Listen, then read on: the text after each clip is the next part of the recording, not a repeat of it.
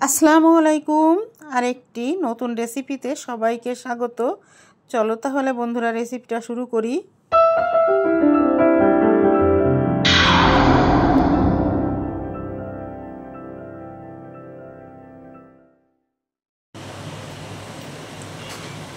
বন্ধুরা চলে আসলাম রান্না করতে। বন্ধুরা জানো এখন কয়টা বাজে? এখন বাজে রাত 11টা। তো দেখো এখন আমি কচুরমুখী আর ট্যাংরা মাছ দিয়ে ঝোল করব। তার জন্য এখানে নিলাম পেঁয়াজ, কাঁচামরিচ, আর এখানে আছে হলুদ, লবণ, রসুন, জিরা।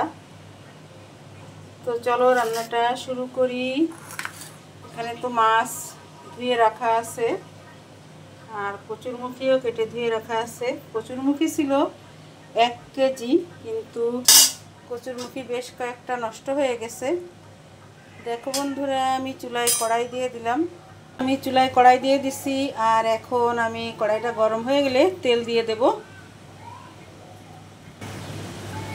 দেখো কড়াইটা কিন্তু গরম হয়ে গেছে। এই যে আমি এখানে আমার প্রয়োজন মতো আমি তেল দিয়ে দিলাম। আর এখন দিয়ে দেব পেঁয়াজ।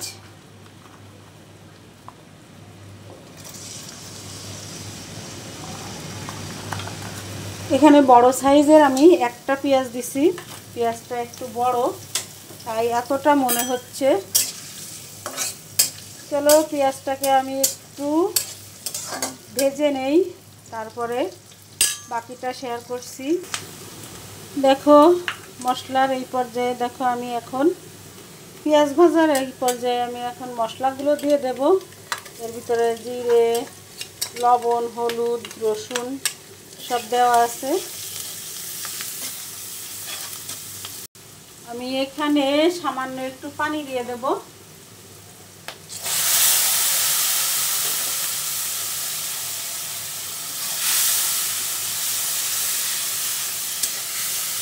সামান্য একটু পানিতে মশলাটাকে একটু কষাবো।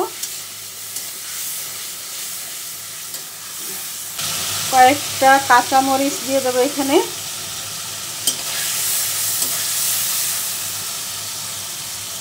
আর এখন আমি মাছগুলিও দিয়ে দেব।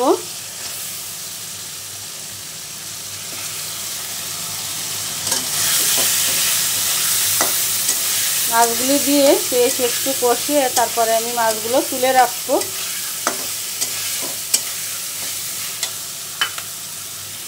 একটু পানি দিয়ে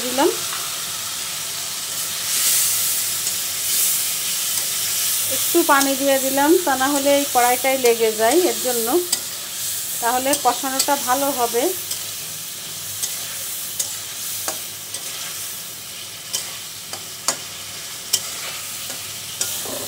আমি বেশি কোনো মশলা দিয়ে রান্নাটা করতেছি না, একেবারে অল্প মশলাই রান্না করব। আমি অল্প মশলাই রান্না করি বেশিরভাগ এইসব ধরনের তরকারিগুলো।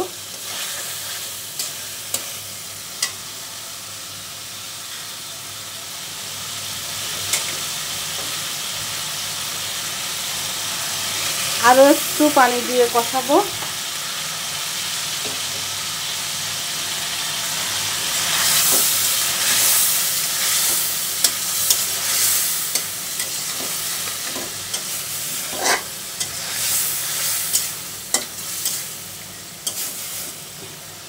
আর একটু জালটা আমি হালকা করে দেব।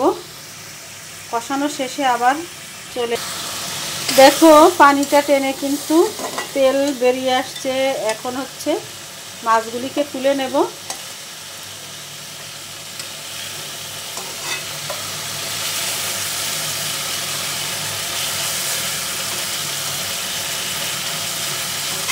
মাছগুলি তুলে নেওয়া হয়ে গেল। এখন আমি কচুরমুখীগুলো এখানে দিয়ে দিচ্ছি।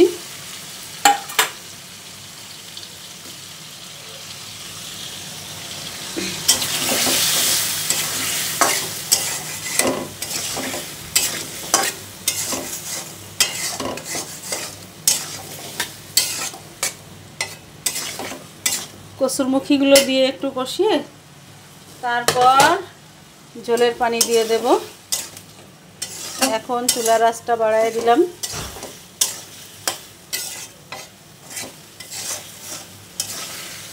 আবারও কষানো শেষে তারপরে আসব। বন্ধুরা, কচুরমুখিটা কিন্তু কষানো হয়ে গেছে। এখন আমি ঝোলের পানিটা দিয়ে দেব। অবশ্যই গরম পানিটা দেব।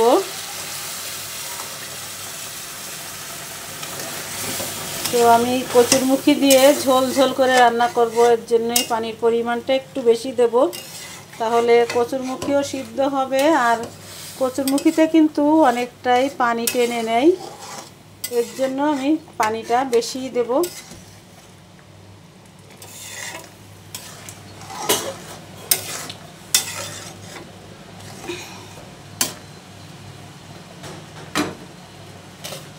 আর এই সাথে আমি দেখো মাছগুলিও দিয়ে দিচ্ছি।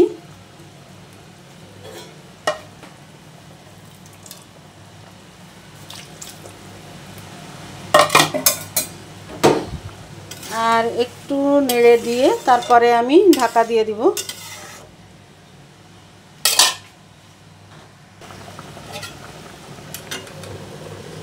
দেখো আমি ঢাকা দিয়ে দিলাম। তরকারিটা হতে থাক, সিদ্ধ হতে থাক। বন্ধুরা, চলে আসলাম কিছুক্ষণ পরে। দেখি আমার এই কচুরমুখিটা সিদ্ধ হলো কিনা। দেখো ঝোলটা কিন্তু অনেকটাই টেনে গেছে, কিন্তু এখনও কয়েকটা কচুরমুখি সিদ্ধ হয়েছে, কয়েকটা হয়নি। জানি না এগুলো সিদ্ধ হবে কিনা। তো এখন নতুন কচুরমুখি উঠতেছে, তো আরও কিছুক্ষণ জাল করে নেব। এখন আমি জালটা একটু কমিয়ে দেব।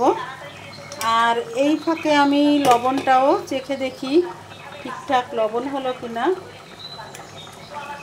কিন্তু ঝালটা অনেকটাই কম। আমি এখন আরও কয়েক টুকরা ঝাল এখানে দিয়ে দেব। তারপর চুলার আঁচটা কমিয়ে দিয়ে আমি ঢাকা দিয়ে দিচ্ছি।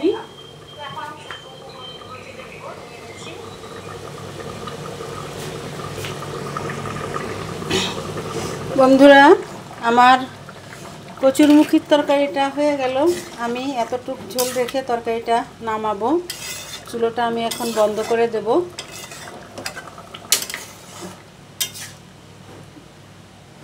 দেখো কচুরমুখিটা একদম সিদ্ধ হয়ে গেছে। তো এখন আমি নামিয়ে নেই। কেমন লাগলো আজকের আমার এই কচুরমুখির রেসিপিটা অবশ্যই কমেন্টের মাধ্যমে জানাবে। তাহলে চলো কচুরমুখিটা আমি সার্ভ করে নেই। বন্ধুরা, আমার আজকের কচুরমুখী ট্যাংরা মাছের রান্নাটা হয়ে গেল। কেমন লাগলো কমেন্টের মাধ্যমে জানাবে। যদি কোনো অংশে ভালো লেগে থাকে লাইক কমেন্ট করে দিও। আর সাবস্ক্রাইব করে, যদি কোনো নতুন বন্ধু থেকে থাকো তাহলে সাবস্ক্রাইব করে পাশে থাকা বেল বাটনটি অন করে দিও, তাহলে ভিডিও ছাড়ার সঙ্গে সঙ্গে তোমাদের কাছে পৌঁছে যাবে। আজকের মতো এখানেই বিদায় নিচ্ছি। চলে আসবো নতুন দিনে নতুন কোনো একটি ব্লগ ভিডিও বা রেসিপির সঙ্গে। সে পর্যন্ত সবাই সুস্থ থেকো, ভালো থেকো, সবাই সবার পাশে থেকো। আজকের মতো এখানেই বিদায় নিচ্ছি। আল্লাহ হাফেজ। আসসালামু আলাইকুম।